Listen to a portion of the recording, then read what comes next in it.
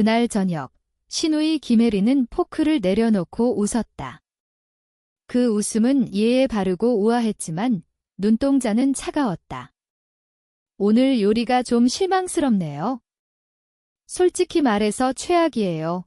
그녀는 잔을 들며 덧붙였다. 이런 걸 가족 앞에 내놓다니 머리가 좀 이상한 사람 아닌가 싶어요. 테이블 끝에 앉은 나는 고개를 숙인 채 아무 말도 하지 않았다. 혜리는 그 말을 나에게 하는 게 아니라고 생각했다. 그녀는 그 요리를 진머슴 아줌마가 망쳤다고 믿었다. 하지만 그날 주방에 서 있던 사람은 바로 나였다. 새벽 5시부터 재료를 손질하고 불 앞에서 6시간을 보낸 사람도 나였다. 나는 그저 잠자코 그녀의 목소리를 들었다. 혜린의 말 한마디 한마디가 내 가슴을 찔렀지만 표정은 변하지 않았다. 이미 수없이 연습한 표정이었다. 혀끝을 깨물며 삼킨 피 맛이 입안에 퍼졌다. 그 맛이 익숙했다. 지난 8년 동안 매일 삼켜온 맛이었다. 혜린이 우리 집에 처음 들어온 날, 나는 그녀를 좋아하려고 노력했다. 오빠의 아내가 될 사람인데 싫어할 이유가 없었다. 그런데 그녀는 첫날부터 나를 가족으로 보지 않았다.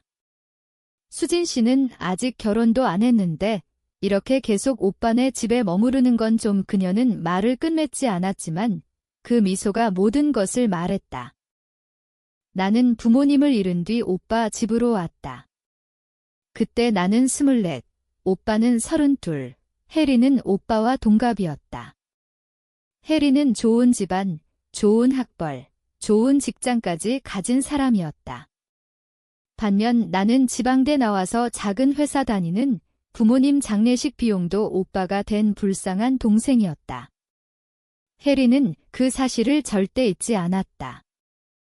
그녀는 나를 볼 때마다 미묘하게 눈썹을 찌푸렸다. 내가 입은 옷이, 내가 쓰는 말투가, 내가 먹는 방식이 모두 마음에 들지 않았다. 하지만 직접적으로 말하지 않았다. 늘 우회해서 웃으면서 다른 사람들 앞에서 말했다.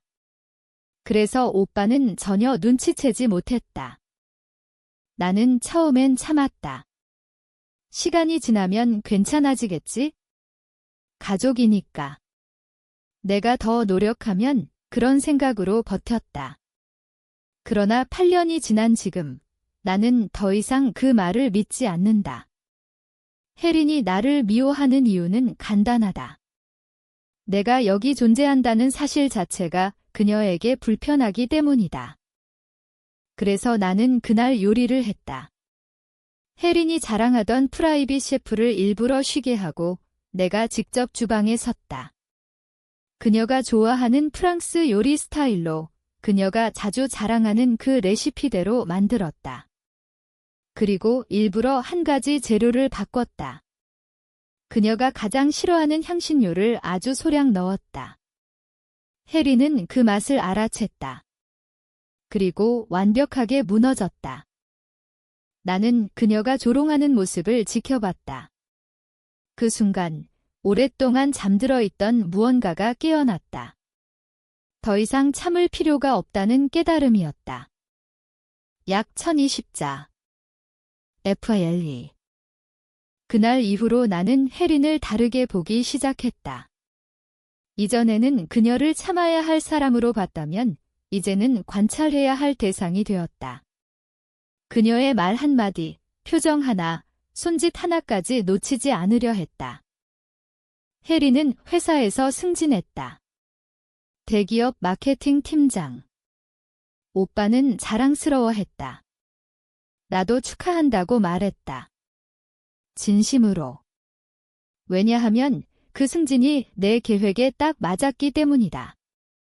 나는 혜린의 일상을 관찰했다. 출근 시간, 퇴근 시간, 점심시간에 누구와 만나는지, 주말에 어디를 가는지. 처음엔 그냥 습관처럼 따라다녔다. 그러다 어느 날 혜린이 회사 근처 고급 호텔 로비에서 어떤 남자와 만나는 걸 봤다. 남자는 혜린보다 10살쯤 많아 보였다. 비싼 정장을 입고 혜린의 손을 잡고 있었다. 혜린은 웃고 있었다. 내가 알던 그 차가운 미소가 아니었다. 진짜로 행복해 보이는 미소였다. 그 순간 나는 이상하게도 질투가 아니라 안도감을 느꼈다. 혜린도 결국 인간이라는 사실이 확인된 기분이었다. 완벽한 척, 도덕적인 척, 가족을 사랑하는 척하던 그녀도 결국 속으로는 다른 삶을 살고 있었다. 나는 그 남자를 알아봤다. 혜린의 회사 협력사 대표, 최상현. 업계에서 꽤 유명한 사람이었다. 오빠도 몇 번 만난 적이 있다고 했다. 나는 그날부터 둘의 만남을 기록하기 시작했다. 날짜, 시간, 장소, 대화 내용까지. 처음엔 그냥 증거를 모으는 게 목적이었다. 언제 사용할지는 나도 몰랐다. 하지만 점점 이상한 변화가 생겼다. 밤에 잠이 오지 않았다.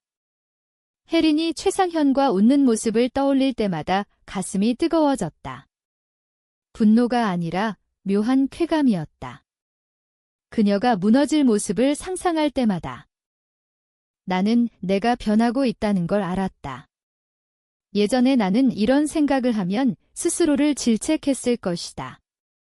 너무 같다. 이건 잘못된 거야. 가족인데. 하지만 이제 그런 목소리가 들리지 않았다. 오직 한 가지 생각만 남았다.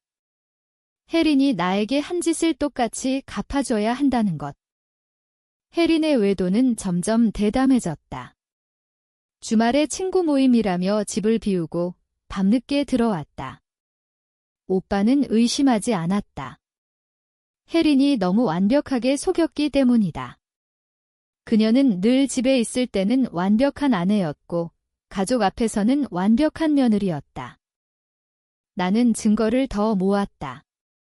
호텔 CCTV 사진, 카드 내역, 메시지 캡처. 모든 것을 조용히 정리했다. 그러던 어느 날 혜린이 나를 불렀다. 수진 씨, 요즘 좀 이상하지 않아요? 나는 놀란 척했다. 네. 무슨 말씀이세요? 혜린은 미소 지었다. 그 익숙한 차가운 미소였다. 아니, 그냥 요즘 따라다니는 느낌이 들어서요. 착각인가 봐요. 그녀는 이미 눈치챈 것이다. 내가 그녀를 관찰한다는 걸 하지만 증거는 없었다. 나는 그저 웃으며 대답했다. 오빠 걱정돼서 그래요? 언니가 너무 바빠 보여서. 혜린은 잠시 나를 바라보더니 고개를 끄덕였다. 하지만 그 눈빛이 변했다. 경계하는 눈빛이었다. 그 순간 나는 알았다. 이제 게임이 시작됐다는 걸? 그 뒤로 혜린은 나를 더 철저하게 피했다. 나와 단둘이 있지 않으려 했고 대화도 최소화했다. 하지만 나는 포기하지 않았다. 오히려 더 가까이 다가갔다. 일부러 그녀가 좋아하는 디저트를 만들어주고 회사 근처에서 우연히 마주치고 그녀의 취향을 정확히 아는 척했다. 혜린은 점점 불안해했다. 내가 아는 걸 아는 듯하면서도 확신하지 못하는 상태. 그 불안이 그녀를 갉아먹는 걸 보는 게 즐거웠다. 드디어 때가 왔다. 오빠 생일 하루 전 혜린이 큰 파티를 준비했다. 회사 동료들, 오빠 친구들, 우리 집안 어른들까지 초대했다. 혜린은 완벽한 호스티스가 되고 싶어 했다. 나는 그날 다시 요리를 맡았다. 이번엔 아무도 의심하지 못하게 혜린이 직접 주문한 프라이빗 셰프와 함께. 하지만 실제로는 내가 모든 메뉴를 결정했다. 파티 당일 손님들이 도착했다. 혜린은 아름다운 드레스를 입고 모두를 맞이했다. 최상현도 왔다.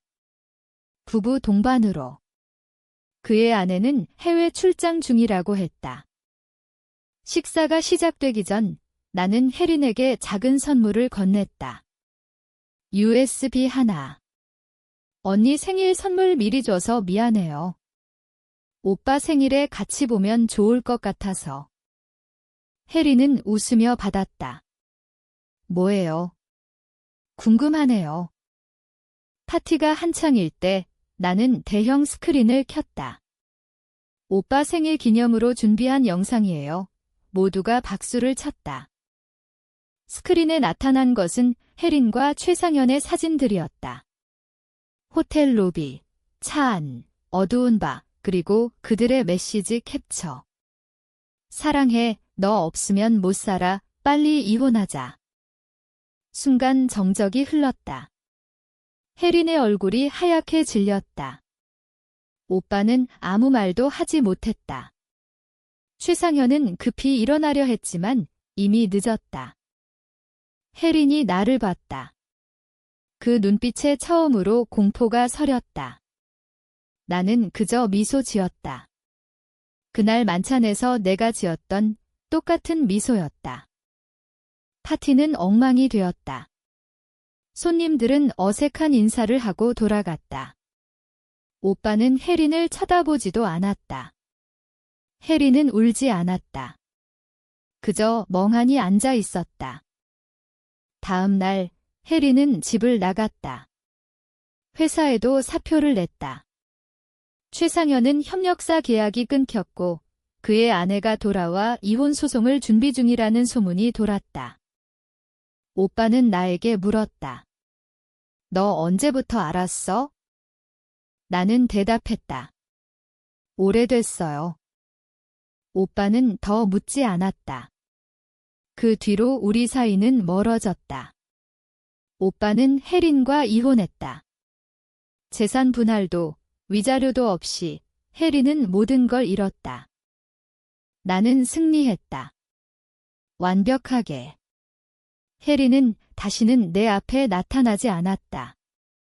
그녀가 사는 곳도 무슨 일을 하는지도 모른다.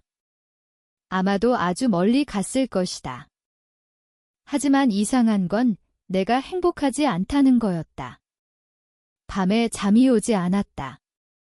혜린이 무너지는 모습을 떠올릴 때마다 가슴이 답답했다. 그게 쾌감이었는지 공허였는지 구분이 가지 않았다. 지금 나는 혼자 산다. 오빠도 나와 거리를 두고 가끔 안부 전화만 한다. 집은 조용하다. 주방에 서면 그날의 냄새가 난다. 향신료 냄새, 피 냄새, 분노 냄새. 때때로 거울을 본다. 그 안에 있는 사람이 나인지 확신이 서지 않는다. 혜린을 무너뜨린 대가로 나도 뭔가를 잃었다는 걸 안다. 하지만 무엇인지 정확히 모른다. 어쩌면 그게 복수의 진짜 맛인지도 모른다. 차갑고 쓰고 끝나지 않는. 나는 아직도 요리를 한다. 완벽하게. 하지만 이제는 누구를 위해 하는지 모른다. 정의로운가? 아니면 그냥 잔인한가? 그건 당신이 판단할 문제다.